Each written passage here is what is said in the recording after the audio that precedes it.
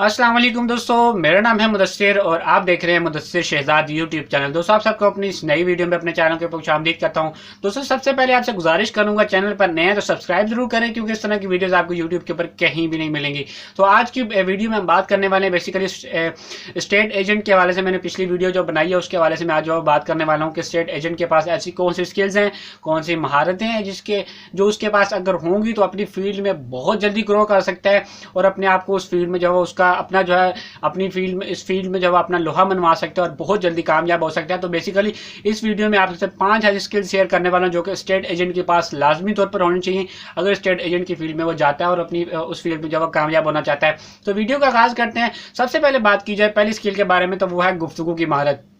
गुफ्तगू की महारत सेल्स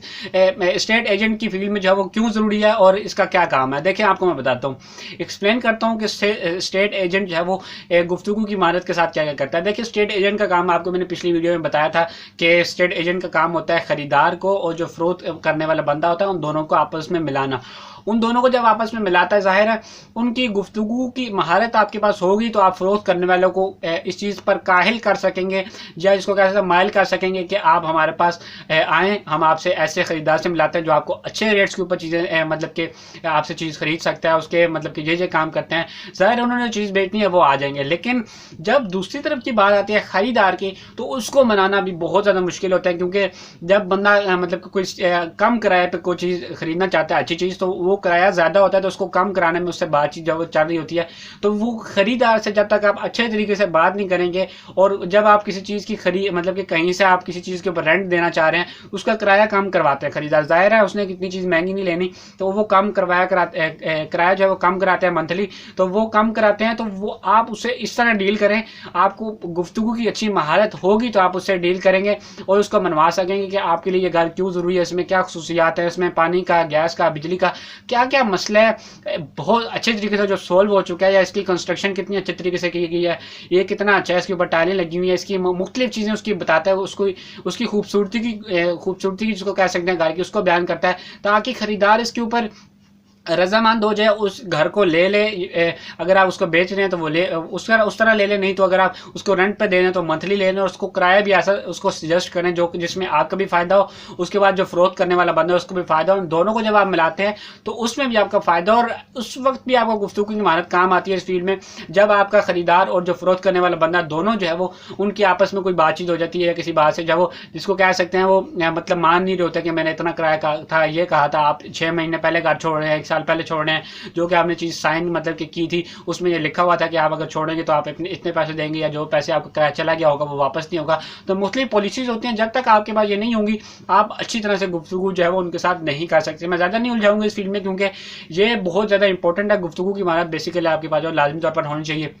उसके बाद दूसरी फील्ड की तरफ स्किल की तरफ चलते हैं जो कि इंपॉर्टेंट है इसमें, वो है क्लाइंट की ज़रूरत को समझने की। वो क्या स्किल है, देखें जब आप मतलब कि किसी खरीदार से मिलते हैं उस वक्त आपके पास जो है वो मिसाल के तौर पर आपके पास कोई ऐसी घर नहीं है, कोई मकान नहीं है, कोई दुकान नहीं है कि आप जो है वो उसको बता सके मेरे पास ये चीज़ें मौजूद है। अब आपने क्लाइंट की ज़रूरत को समझना है। क्लाइंट की ज़रूरत को समझना क्यों ज़रूरी है, क्योंकि क्लाइंट ने अपने मुताबिक चीज़ खरीदनी है या फिर उसको रेंट पर लेना है, दुकान हो सकती है मतलब मकान हो सकता है, वो कोई मतलब क्या ऐसा फ्लैट हो सकता है, उसके लिए कोई भी चीज़ हो सकती है।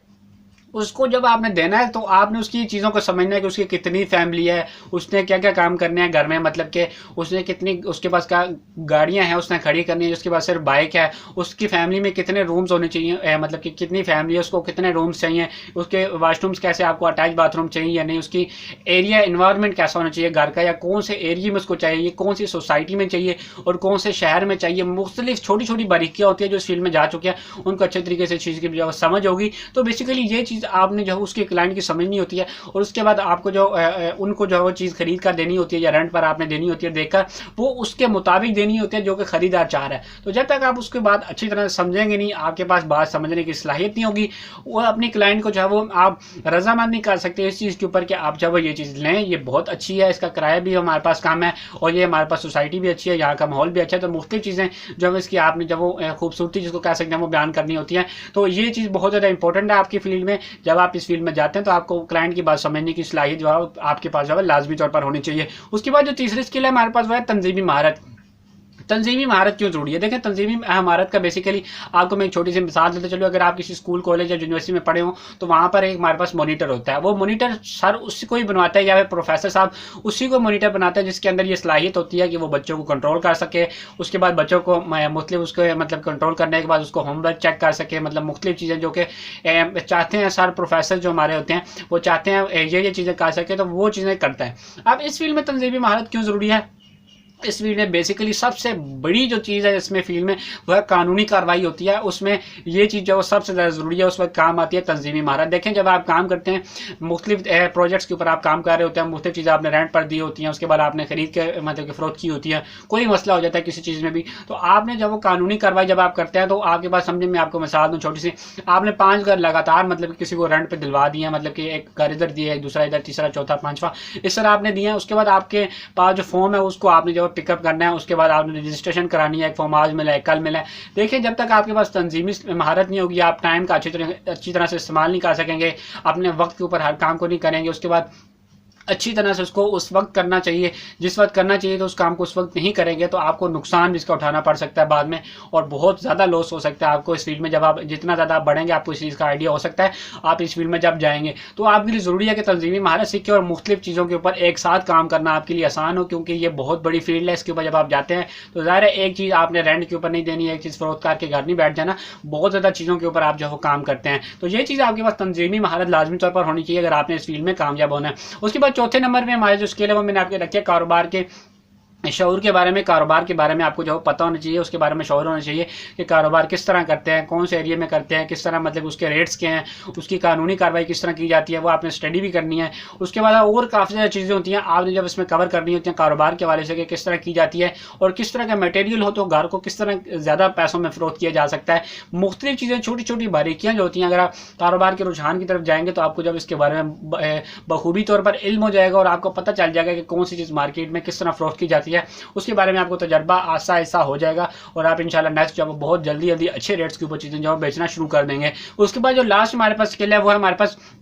मुस्तकबिल के हवाले से आपको जो मालूम होना चाहिए इस फील्ड में अगर आप जाते हैं। मुस्तकबिल में मालूम होना क्यों ज़रूरी है? देखिए, आपको छोटी सी मिसाल देता हूँ। देखें, डॉलर के रेट्स जो होते हैं हमारे पास है कि हमारी एशियन कंट्रीज़ में डॉलर्स के रेट जो होते हैं वो बहुत ज़्यादा इफेक्ट करते हैं, इकोनॉमी के हवाले से बहुत ज़्यादा इफेक्ट करते हैं। तो आपने जो है वो देखा होगा कि कभी एक बार किराया हुआ करते थे कि कुछ 2000, 3000, 4000, 5000, लेकिन जब आप अब मतलब कि इस सदी की बात करते हैं जो कि 21वीं सदी चल रही है हमारे पास, इस सदी की जब आप बात करते हैं तो इसमें हमारे पास जो है वो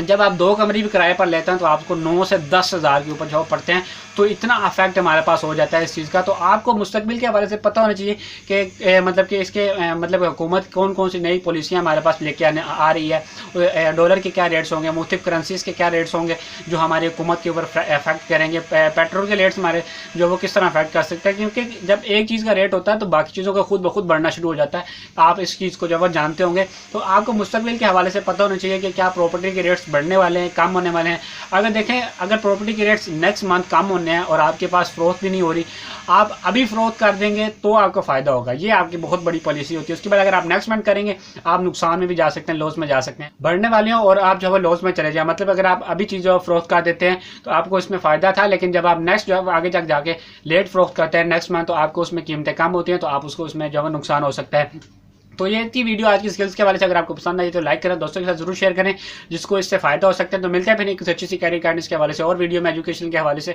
तो तब तक दीजिए इजाज़त, अल्लाह हाफिज़।